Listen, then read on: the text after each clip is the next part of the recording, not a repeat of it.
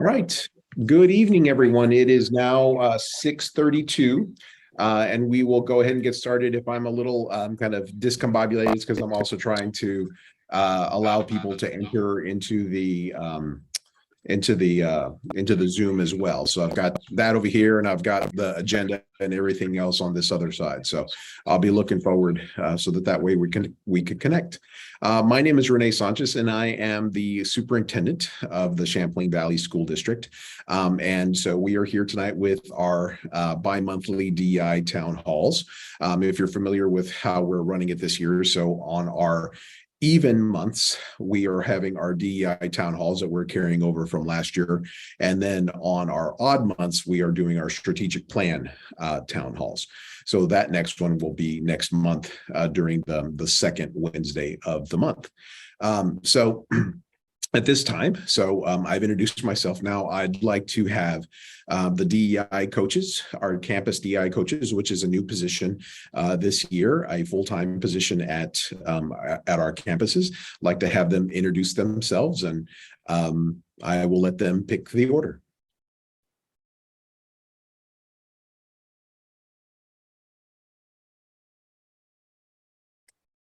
Okay, I will start. Hello, everybody. My name is Aina Caluna, and for 10 years, I was a Spanish teacher at Heinsberg Community School. And for the last 3 years, I have worked part-time and now full-time DI coach. My focus is to have a more inclusive curriculum where we can reflect the needs of the world in the curriculum for our students. And I'm very excited that we have the equity audit, and I invite everybody to participate, look the data, bring questions, and be part of this incredible moment in our district. Thank you, Aina. Now, okay. You can pass it to somebody.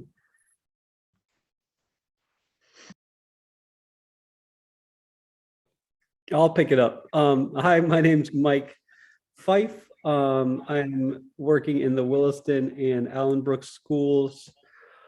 I come from doing a lot of work in nonprofits, most recently over with Spectrum Youth and Family Services, managing youth and families through crisis. My background is in mediation and conflict studies, and I am really excited to work with everybody in the district, youth, adults, administrators, teachers, community members, to just help facilitate productive conversations. Right. Thank you, Mike. Bageshri? Hi, good evening, everybody. My name is Bageshri Blasius, and I am a half-time DEI coordinator at CVU, along with my other half, Christina Deely. I'm also a social studies teacher at CVU. And from Poland? Oh, sorry. I didn't mute myself. sorry. Prior to teaching at CVU, I actually practiced law for a few years. And then I switched careers and became a teacher. And I was a DEI coordinator at CVU last year. And I'm excited to continue doing the work in the district and implementing some of the changes that have been recommended by the equity audit. I'll pass it to my other half, Christina. Hi, everybody. I'm Christina Deely. Like Bageshri said, I'm the other half at CVU. The other half of my time is spent in the library in teaching a social studies class. And I'm really excited to be in this work with everyone this year. And I'll let LaShawn introduce herself.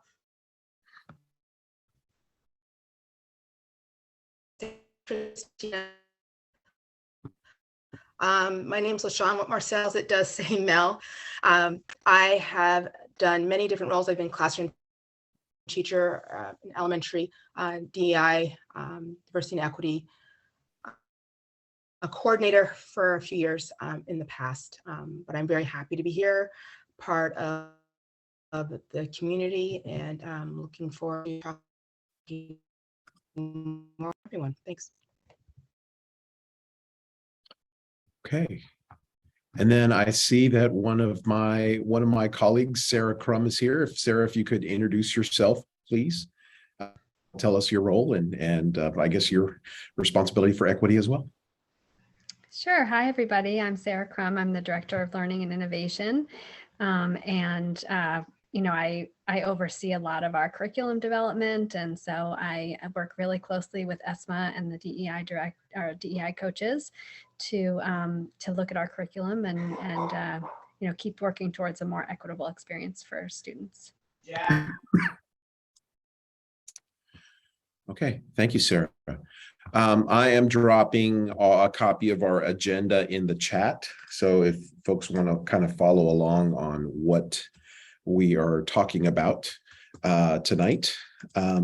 So the first thing that I wanted to bring to your attention is that Vermont's Human Rights Commission and their Office of Racial Equity are hosting a Vermont-wide Hispanic Heritage Month Festival this coming Saturday from 2 to 6 down in Montpelier.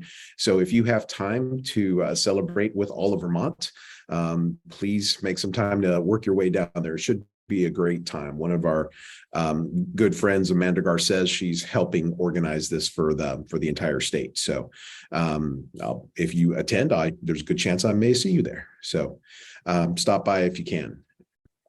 The next item is that we wanted to make sure that we acknowledged that this past Monday was Indigenous Peoples Day. And that being said, we wanted to have a land acknowledgement during this meeting. And we took this land acknowledgement from the PBIS Vermont land acknowledgement page. So it's linked there. So if you'd like to see it at some other point, but I'll go ahead and read it. So we are educators from across the state of Vermont who contribute to the inspiration of children and students in this world. We want to honor the legacy of Vermont's Indigenous people, the Abenaki people of the Dawn, who have cared for this land for generations and continue to do so. We recognize that colonialism and the oppression of Native peoples are a current and ongoing process, and we commit to building our awareness of present participation. We pay our respects to the elders, past and present. We honor with deep gratitude this land and all that it gives us. We also honor the histories of BIPOC people and acknowledge both the painful history of enslavement and that this country was built on the backs of Black and Brown people. Okay. We have, I guess, before we move into kind of the bulk of our presentation, I want to thank everybody who has joined us, who is not a DEI coach or myself or Sarah. So I'd love to be able to know who is in the audience tonight. So I would love for you to introduce yourself, your connection to CVSD, potentially your connection to equity work. So we would love to hear who's here joining us tonight. So I will go kind of, I guess, left to right on my screen, and you have no idea who that is. But Amy Sayre, can you go first, please? Hi there, everyone. Amy Sayre. I hope you can hear me okay. I might have to go off video because my Wi-Fi is pretty bad at home. Amy Sayre. I am an SAP counselor at Charlotte Central School and in Heinsberg Community School. I have 3 kids in the district, 2 at CVU and 1 at HCS. So I care a lot about this issue, period, and then especially for our district and the kids in the building. I am also the parent-in coordinator for the district. So I have a great outreach network with parents in the community. So I want to make sure that I'm constantly filtering everything that I do through the good work of this DEI group and making sure that I'm reaching those that may need help with translation services and all of the DEI work, make sure that the language is appropriate. And so I'm here as an outreach to say, hi, here I am. If anybody thinks about anything that they want to do with parents, specifically around health education and prevention and health promotion, I'm your gal. All right. Thanks so much for everything you all are doing. Thank you, Amy. Jenny Eisenman. Yes, hello, thank you. Hello, everyone. My name is Jenny, and I am a parent of two. My son is a junior at CVU. My daughter graduated a couple of years ago. So I come to this session as a parent. I am also an educator and a citizen who cares really deeply about this work and sees that it's just very important human work. And I really appreciate the district taking up this work, doing the audit, and then making it possible for others to attend a meeting like this. So thank you. Thank you, Jenny. Gareth. Hello, everybody. I'm Gareth Higgins. I am a parent of a fifth grader and in the district, and I also am an employee within the district. I've held a couple of posts in my time. Currently, and very recently, I moved over to the central office to be the admin assistant to the director of DEI and HR. Thank you for having me. Thank you, Gareth. Lynn Brown. Hi, y'all.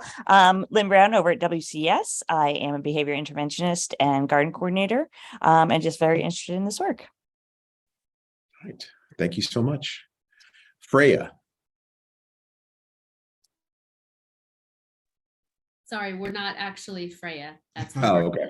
We couldn't figure out how to change the name, and apologize about coming in without muting. It's been a while with Zoom. I have to block that out. I'm Courtney Power Freeman. I'm Mark Power Freeman, and we have two kids. One is at WCS and one's at CVU. We're parents. We live in Williston. I'm an educator in a different district.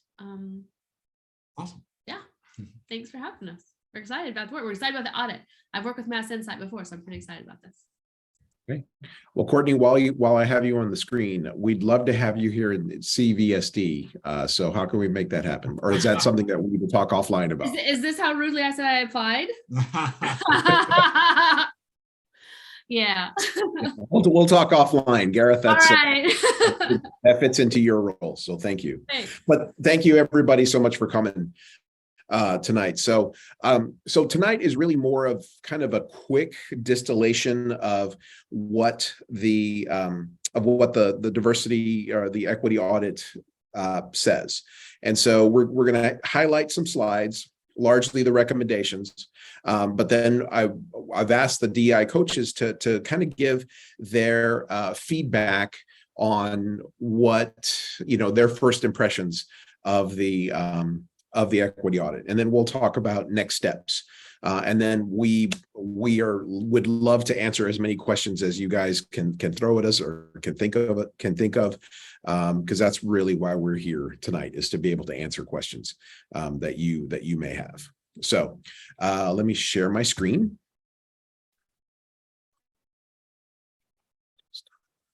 Okay, let me see if that works. Please let me know. Can you see a screen? Yes. Okay, good. Okay, and it's a blue screen with like little slides on the left-hand side? Yes. Okay, beautiful. Okay, so this is just the title slide. So we worked with Mass Insight for a long period of time. We worked with them starting in January all the way through September when we received our final report. When we were looking for equity audit firms, we put a request for quotes out, and we got 3 firms back, and one of the firms dropped out, and so the final 2 came to, and we decided to go with Mass Insight because they had more experience in doing the bulk or the larger 30,000 foot level of the equity audit. So their components was the components of the audit. They looked at our data. They met with students, they met with teachers, they met with principals, they met with district leaders, they met with board members, they met with communities or community members, And plus they looked at surveys, they had focus groups. So they wanted to make sure that they had the opportunity to listen and get really good qualitative data from our internal stakeholders and our external stakeholders. They also looked at our data for discipline, for graduation, for academic, or like standardized tests, and things like that. So that way, and there's a lot of data that they requested that we didn't have in a format that was easy for them to review. So that was kind of one, and you'll see that in one of the recommendations, is there are certain things that we as a district need to get better at as well. Okay. So this is the first recommendation, and this is something that I know that the DEI coach, particularly Annika and Bageshri and I, and even the Angela Arsenault, who is our school board president, have been talking about. This is this idea of we need a cohesive definition of equity and an understanding throughout the entire district of what equity, diversity, and inclusion means. This is not unusual for large districts. This is not unusual around the country to have this idea of, to have kind of one's own individual idea, or even one campus's idea of what equity is supposed to be. But really the number one thing we need to make sure of that we do over the course of this year and largely into next year is really define what equity means to us as a district. Our school board passed an equity policy in 2020, largely as a model policy from the Vermont School Boards Association. Definitely it is very well written, but it is much more aspirational than it is pragmatic. So as a district, as part of our strategic plan, and we'll talk a little bit more about that later, this is something that we will build into our strategic plan. But even aside from the strategic plan, it'll be really important for us to have those definitions that our principals, our teachers, our students, and our community understand from the get-go.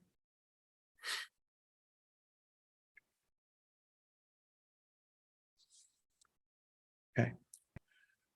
Recommendation 2, and this is something that I know that even before I arrived as superintendent in 2021, that our district was looking at how could we improve how we collect data, which data we're collecting, and then how do we make the different platforms where we hold the data talk to one another.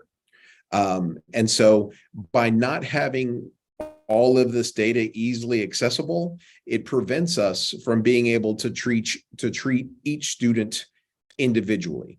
There's the need of us to be able to disaggregate data by race, ethnicity, by students on IEPs or 504s, by our English language learners, by our homeless, by gender, lots of different student group categories, because many of our students meet these different categories. And so we have to be able to look and serve them as they come to us, but we need to be able to look at different points of data so that way we can make sure that we are working with them academically, we're working with them with their social emotional learning and and how they feel engaged or when they feel belonging. And then also just making sure that if they need interventions for either one of those two categories, that we are right there to support them in the process. And then kind of a corollary to that, which I'm going to probably add on my own, is a way for parents to really understand the data that we are looking at as well. Because I think parents are important partners in a child's educational process along with the district. So it's really important for the parents to know what it is that we're looking at when we're making educational decisions for their child, because it's important to work together. One last thing I want to talk about this is that we, in addition to our strategic plan, we already have Other things that we turn into the state of Vermont, well, we have a continuous improvement plan. And for the next 2 years, we have a COVID recovery plan. And so for there, we really have to make sure that we're looking at our data very closely so that way we are planning our strategic priorities, so that we meet the needs of all students, but particularly our students in historically marginalized populations.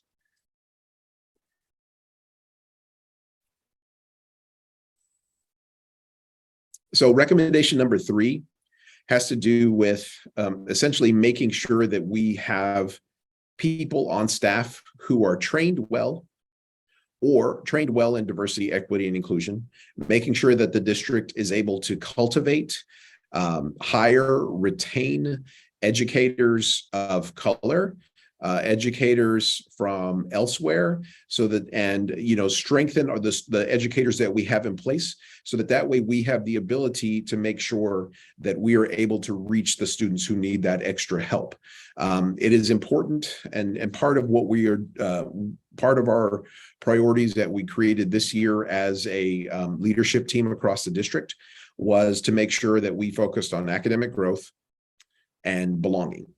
And so there is lots of research that show that when students have educators in front of them in their classes that look like them, that talk like them, or are from places where they are from, they end up doing much better on their academic outcomes, and also their social emotional learning goals as well. So that is something that is a challenge in Vermont, but we will work closely with our Vermont Superintendents Association, our Vermont Principals Association, as well as other HR organizations across the country to come up with ways to find, to be able to recruit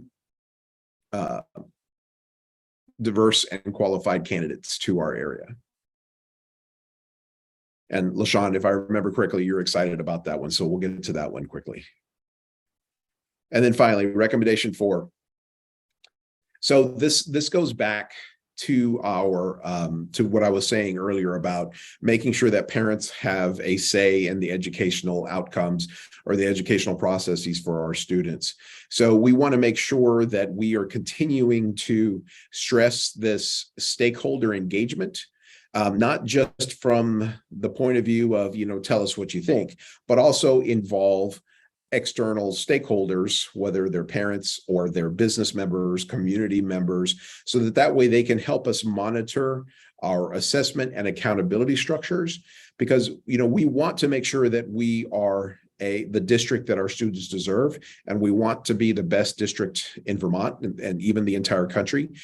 But in my opinion, the best way to do that is to make sure that we are listening to all comers, so that way we can work together to improve upon our district. This idea, and you'll get, once you read the report and once you go back and see among the first slides, much of our work in diversity, equity, and inclusion began thanks to our students, thanks to our high school students, which has filtered down to our K-8 students, and they are really leading the way. It is really important for us to continue to provide that agency for them so that they could keep pushing us and making sure that we are more open to different ways of thinking and make sure that we are really the school district that our students deserve. So, all right. Let me stop share. And so at this point, quick time check, we're at 6:56. So at this point, I'd like to offer some time to our DEI coaches so that they take a few minutes to talk about the recommendations or any other topics that jumped out at them when they read the report or they looked through the presentation.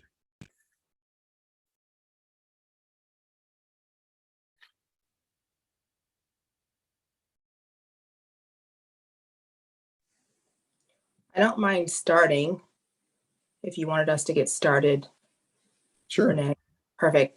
So as Renee shared, recruitment and retention is one of my passions. And the reason that it is, and I'll be honest, it started off with my own daughter that's now 22. When she was in preschool, she said, "Mommy, I want to have someone who looks like me as a teacher." And so therefore, that has been the reasoning behind me pushing so much around recruitment and retention. I saw that in the audit, I'm like, yes.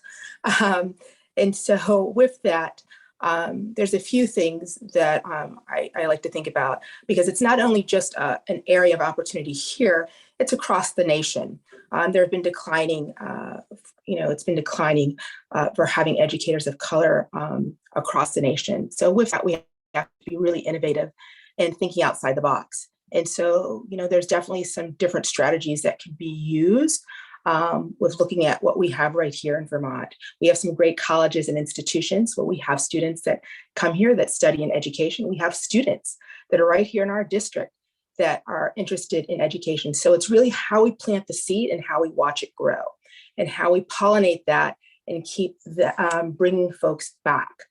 This is a great district. There's great opportunities for students here. And I think that they need to see that, because we want to make sure all of our students are able to live and work in a global society. We're forever changing. And so in order for that to happen, we really need to make sure that we put some things, individuals in front of them to hear their story. And so they can have an understanding of that. So I'm very excited to be able to look at systems and being able to put some structures in place. And so hopefully working collaboratively with folks in HR, as well as others that were mentioned. I know that Renee mentioned VPA. I'm already having conversations with VPA around recruitment and retention as well, just on more of a global standpoint. But I think that there's great possibility. And I think that we can definitely hone our skills and really work towards that for our students. Thank you, LaShawn. One of the things, or I should say, one of the tools that some of my fellow superintendents have from around the country is that they are able to, I don't know if they negotiate it with their school board or if they negotiate it with the teacher union, but one of the things that they have the ability to do is let's say that I travel and I go to conferences and I meet highly qualified teachers who, we need, that automatically I'm able to hire them on the spot. And then, provided that they can make it to Vermont and, find a place to live, then they're set up to go. But, that's not something that we have in our toolbox yet, but that's something that I know exists out there. Okay. Next.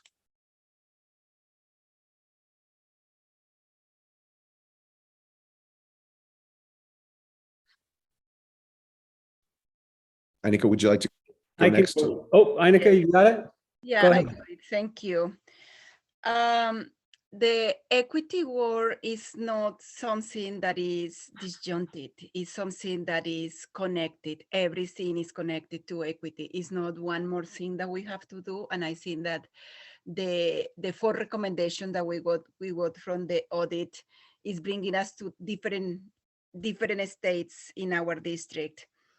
The data part that we need to learn more about the population of our students are their conditions. We cannot move forward if we don't know exactly who we are. And I think that it is very important to go to that data and work very hard to have a more inclusive and realistic data about the population in our district.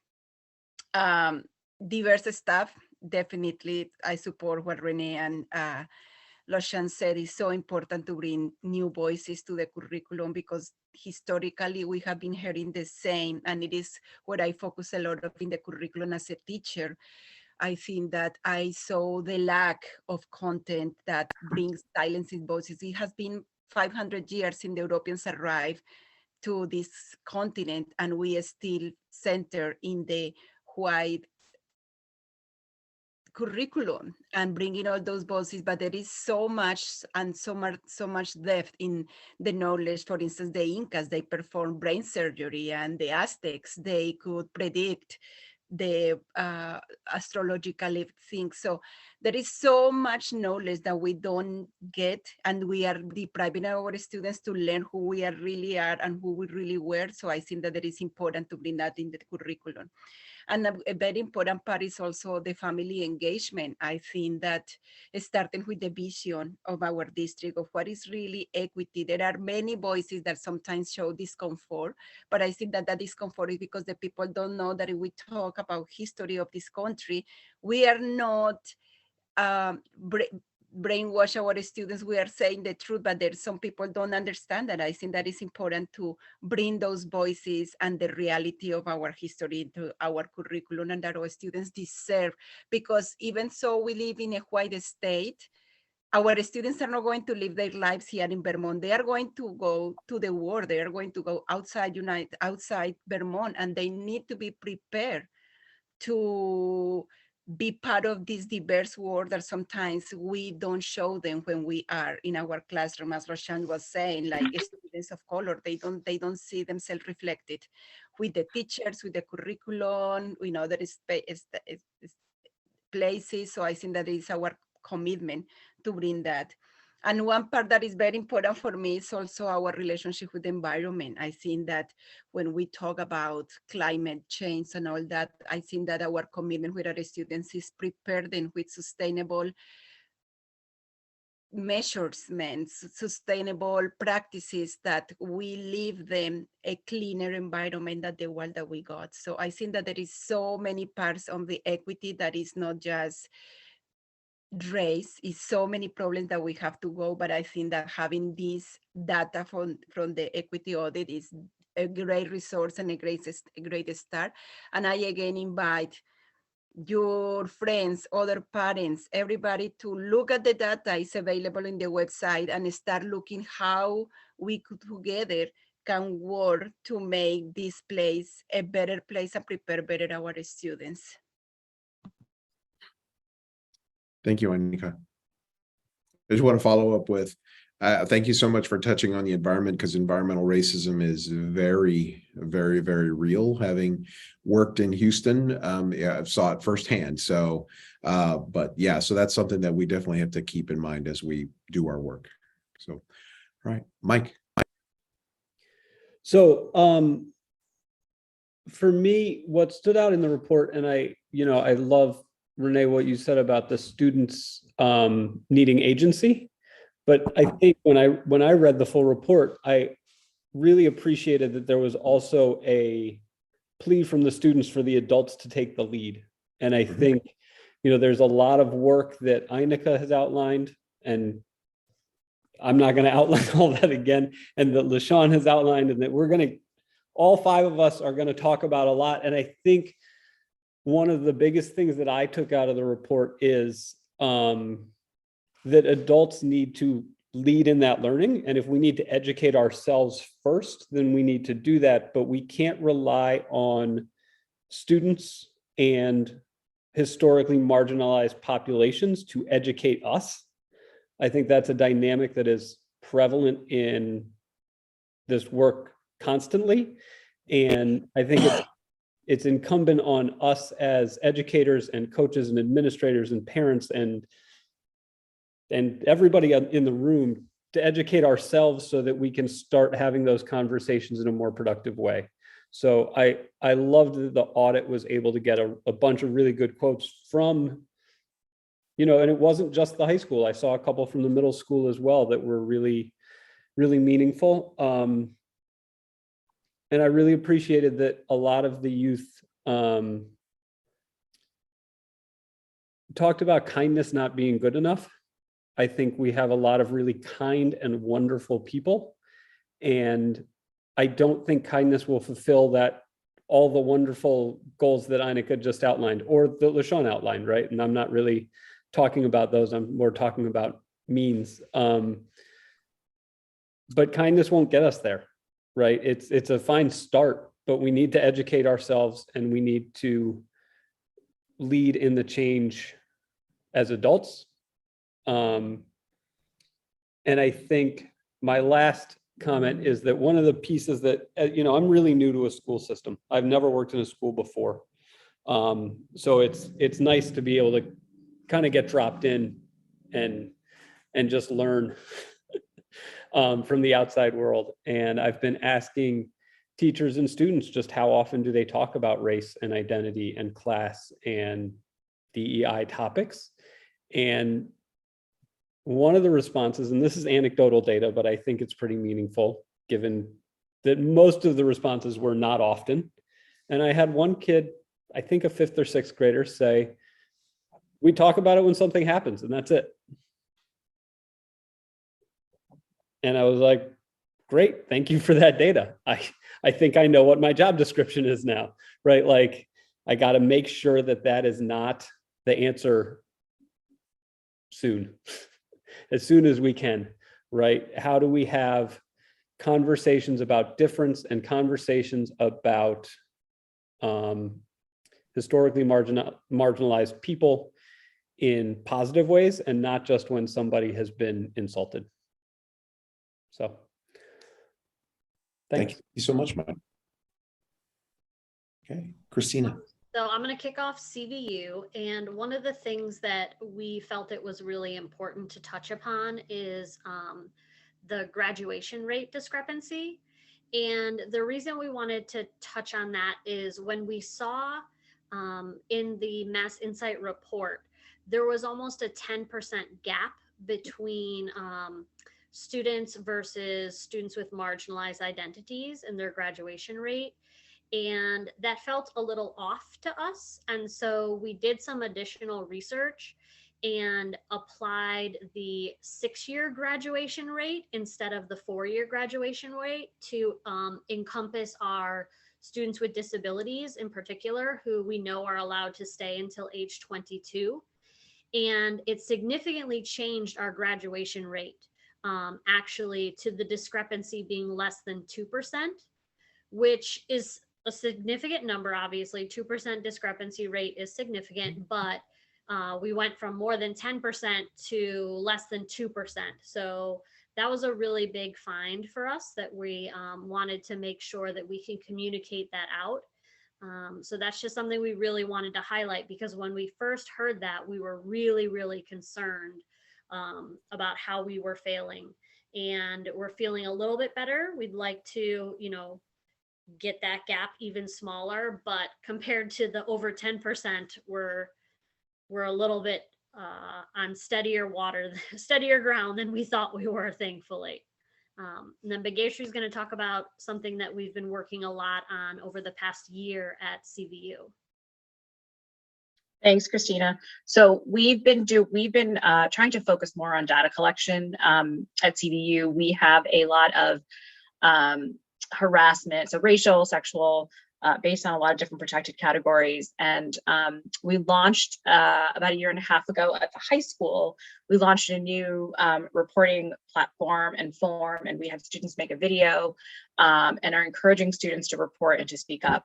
And so we are trying to focus on being better at collecting that data, and not just that the data that's reported as well. There's lots of other microaggressions and anecdotes that we hear. So we're basically trying to really keep a document list going, so that when we report out what some of the issues are that face our students, that we have an accurate representation of what that is. And I think we would love to continue to do that even at the sending schools, and maybe work with the sending schools to begin collecting that data as well. Sorry about my dogs. So that's sort of one of the focuses that we are trying this year. So hopefully we will get better at that data collection.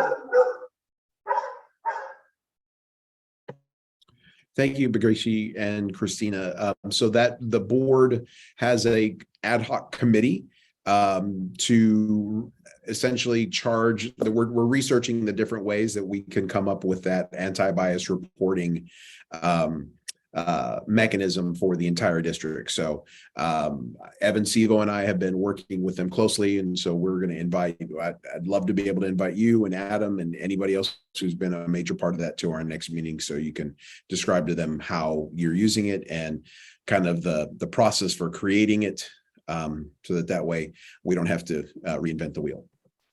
Yeah, and one of the things that we found is in order to create effective PD for faculty and staff, we needed to have that data. What do we need to focus on? And then also for the educational piece for students as well. So it's one of the reasons we're focused on. Thank you so much. I'll be very quick on the next item so we can get to any questions that y'all may have. So we are going to continue to distill the equity audit findings both at the campus level and at the administrative level, so that way we can determine which recommendations or which part of recommendations we can implement immediately before the end of this year. And then which ones we need to add to the budget so that they can be implemented the following year, and which ones are going to take us multiple years to accomplish, because they're all extremely valuable, but some of the recommendations are more onerous than others. And we also want to make sure that we incorporate the vision of our DEI director, Dr. Esma Abu Naib, who couldn't join us tonight. She already has a really strong plan laid out, and I want to make sure that she has the ability to really guide us in this work. And so that's number one. Number two is that as we're incorporating this into the strategic plan, we also have a board indicators committee. This is a committee that has been working on the creation of metrics to display the strength of the district, and also to create a baseline so that way, if we're not doing as strongly as we could, we have a way to get better. And so one of our issues had been we needed to create ways to measure equity. And so part of what Mass Insight was able to show us is that we do have a gap between our historically marginalized students in our academic areas. And so we are going to begin using those as our equity indicators, so that way, the closer that we are able to, or I should say, the smaller that we are able to make the gap in learning and in discipline and in social emotional measures, those will end up being our equity indicators on our board indicators committee. And so now the most important part of tonight. We would love for everybody to ask a question about either the equity audit or anything else that they may have on their mind regarding our diversity, equity, and inclusion town hall.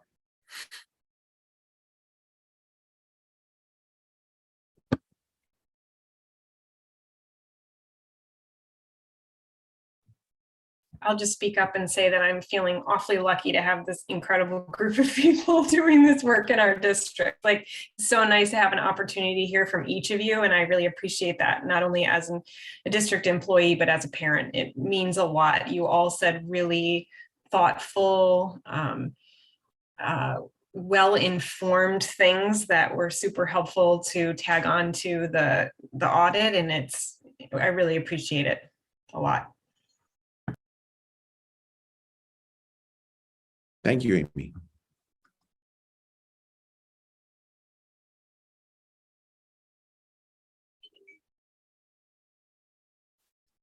I had a question, and then also wanted to offer something. I was curious, in thinking about offering resources to staff, teachers, and others working with students, what sorts of materials the district has been able to offer so that people also, parents, community members have an opportunity to educate themselves around some of these issues. So I was curious about that. And then I thought I would just also offer that someone introduced me to an amazing book that I've been really enjoying reading, and you all are probably familiar with it, but I wanted to just share the title in case. Cultivating Genius by Goldie Mohammed. Yeah, great. Yeah, I've been loving that. So Thank you for that. We one of the things that we did this year, and this was really at ESMA's recommendation, was before we start purchasing professional development or purchasing resources, we needed to find out what the equity audit said.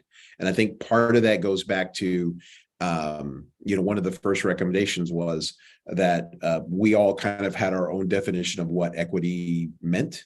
And so campuses, leaders, teachers, others were doing very different ways of trying to get closer to what equity means to them, but also to try to get it across teachers. But at the same time, the teachers didn't all have an understanding that we're working towards the equity policy. So there's that piece. So as I thank you for your recommendation, because that does make a lot of sense, that if we are creating resources that are accessible, that we can either post on websites or in Google Classrooms or in other locations, that it would be great if the parents had it too, so that they would have the ability to work on it at home.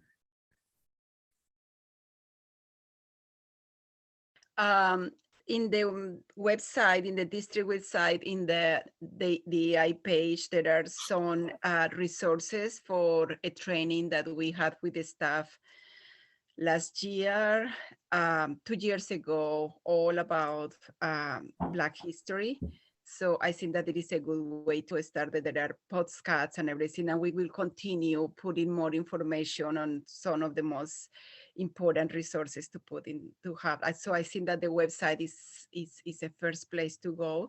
And thank you, Jenny, for the recommendation of the book. I think that it is important that every person do their work, because even if we have 5 DI coaches and a DI director and everybody, all the administrators invested in that, it is the need of the parents and the people to spend half an hour every day or have discussions and invite other parents to participate in those meetings.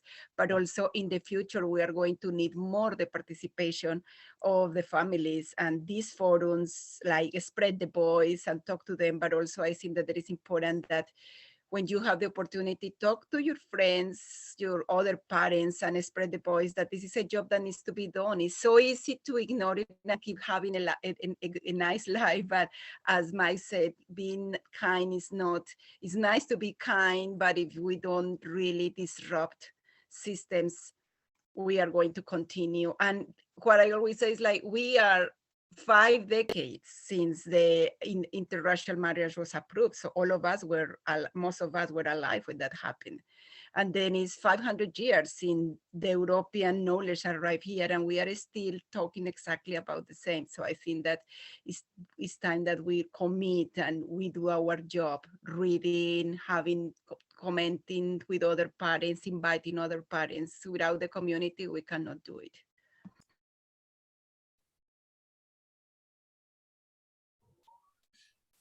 I don't, Renee, I'm assuming we're just kind of chiming in here as a, Yeah. Okay. I would also say, I'm kind of meeting with teachers and asking them about how often they talk about this stuff and how they approach these things in their classroom. And there's a lot of variance there, but I also just want to note that there are some teachers who already have some really good curriculum and some really good activities, and they are in the building, and that might not be consistent. I don't know enough yet. But I do know that there is some expertise in the room, just from teachers. And I do think that one of the pieces to that puzzle is getting folks together to talk about that and share what they've done and what works and what makes them comfortable and what makes them uncomfortable. Because I think there are 2 factors in it. It's part of what makes this really hard, is you can be really knowledgeable about having read lots of books and do all that. That doesn't mean you're comfortable having a conversation with your peers. That doesn't mean you're comfortable having a conversation about it with students. Those are two separate things. So that's my 2 cents.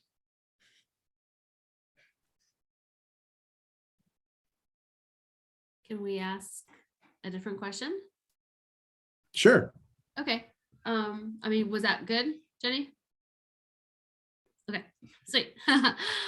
Something that I just noticed is the from the equity audit, it seems like it's a really big picture, like very systems, big picture, and less like nitty gritty.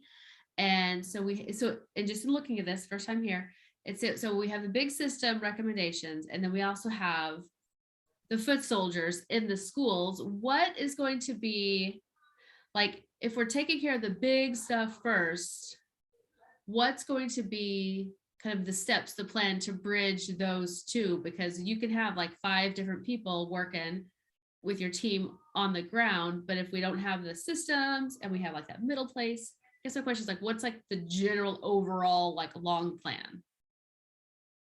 The long plan to implement all of these things. Yeah, so I understand you talked about the next steps for what the district is doing with the audit work, but then what's going to be the connection between the audit and what our teams are doing on the ground right now? Because is there I guess that's my kind of a question with what's going to be the cohesiveness between the audit and what's going to be happening or what is currently happening on the ground with our coaches.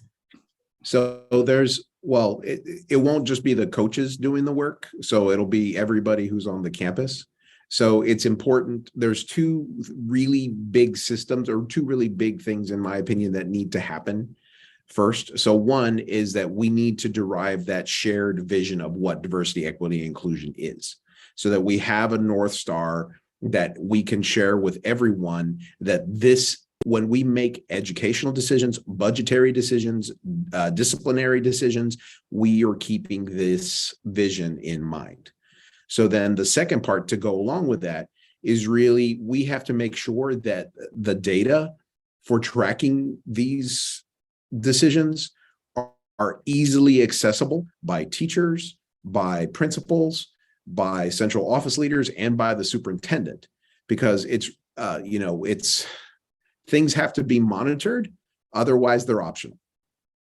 And so getting to the point where we have the shared vision, and then being able to agree upon how we're going to measure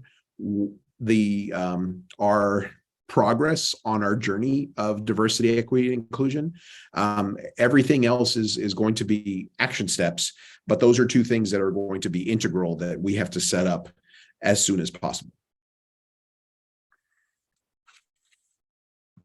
I would like to add that the coaches, we don't work alone. Like, for instance, in each school, we have student groups that are social justice groups, and also we have teachers group that are invested in working with that. We also have participate in the monthly meetings with the instructional coaches to discuss together the curriculum and the plans that we have ahead. So we are working on all levels. We work with the principals, we work with teachers, we are constantly in the move, talking with the students, figuring out, looking at the data. So we are everywhere. And I think that this is what DEI needs to be, is looking from all the lenses. And yeah, this is a new position, but I think that also with the audit, but also inside, we are not in front of looking just the audit. We are looking at all the systems within our schools and talking to students. So we go from, I am a strong believer about grassroots. So I think that it's important that we start from the bottom up. And now I think that the audit is a compass, but it's not a solution. It's just data and information. And right now, what we are going to focus is start to bring that data with the teachers and to the students and see from there how can we move. But we are always in constant conversations with teachers, students, administrators, how be more inclusive. We always put the lenses in we talk to teachers with units and how can we integrate heritage months or culture or so many different things that it is going in the different scales within the district. We are going like that all over. Right.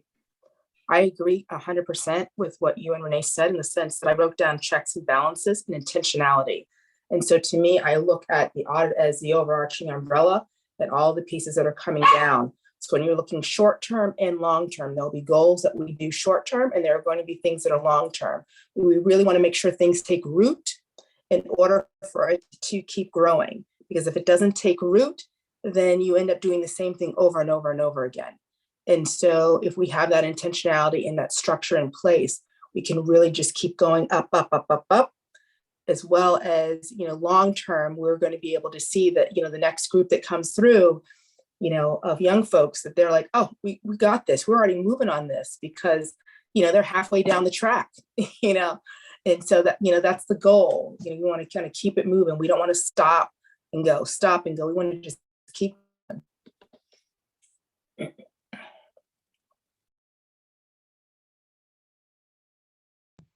One of the really awesome things that we've started at CVU this year is, over the last few years with COVID, et cetera, PD, anyone who works in a school knows that PD has sort of fallen by the wayside a little bit because everyone's been in survival mode, right?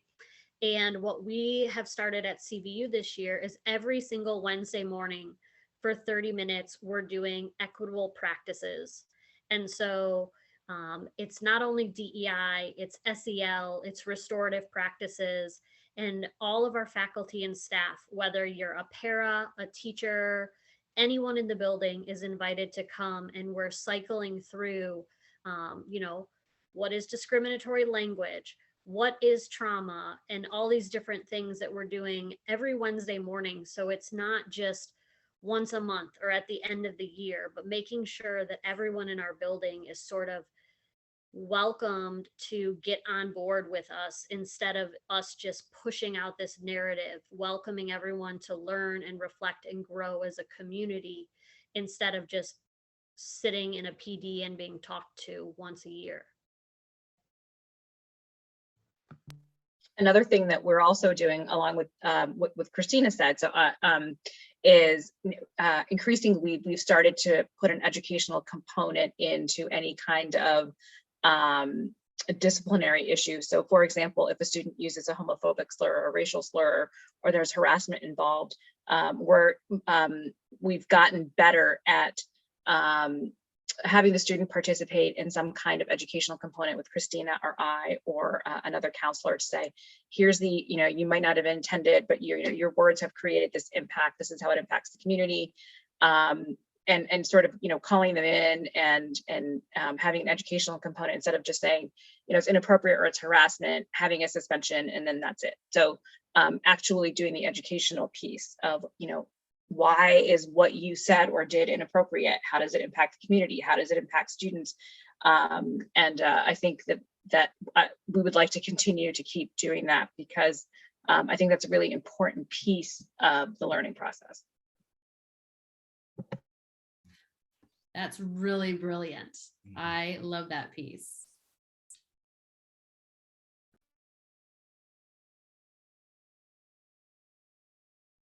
Okay. Any final thoughts? Any final questions before we close out?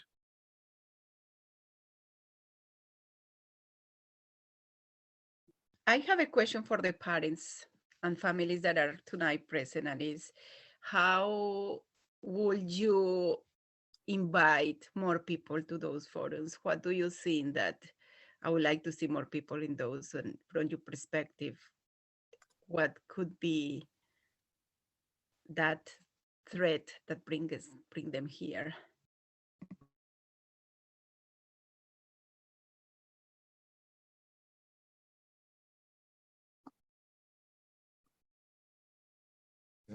Okay, go ahead. Hi. So yeah, I have some thoughts on it. I think that one thing that would make a huge difference is personalized invitations. People's attention tends to click off if they get a sense that any sort of communication, be it email or text, is a mass message. It kind of invokes the bystander effect, where it's like, this has been sent out to hundreds of people. Somebody else will respond to it. I don't have to worry about it. But if you can personalize and individualize invitations to forums like this, then it feels more inclusive. At the company that I work at, which is actually education adjacent, it's an education technology company.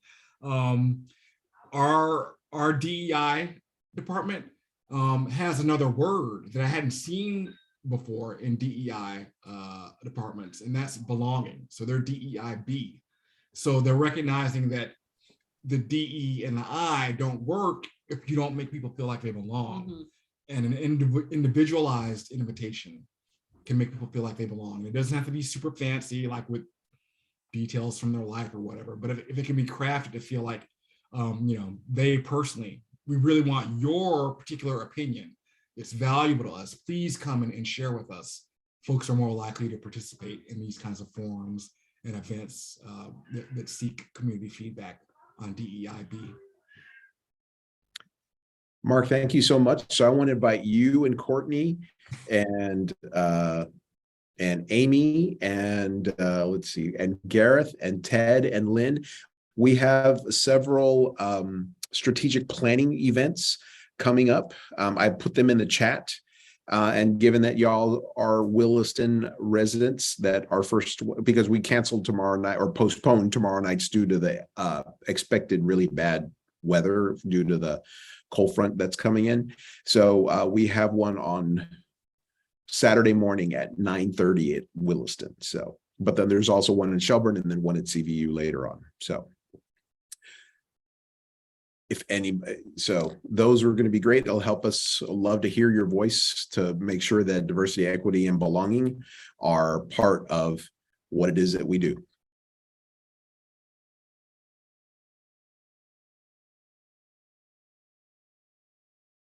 Okay.